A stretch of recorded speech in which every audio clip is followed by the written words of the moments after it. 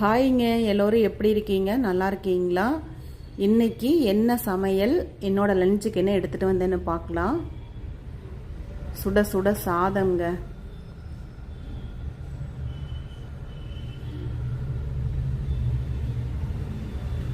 அதுக்கு சிம்பிளான புதினா துவையல் தாங்க செஞ்சுட்டேன். இன்னைக்கு பெருசாக எதுவும் செய்யலை.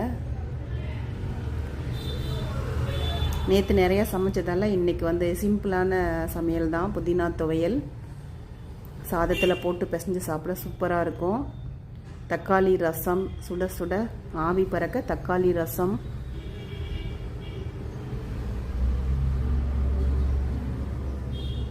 அப்புறம் நேற்று வச்ச சிக்கன் குழம்பு இருக்குங்க, அவங்க சாப்பிடுவாங்க, சூடு பண்ணி வச்சுருக்கேன்.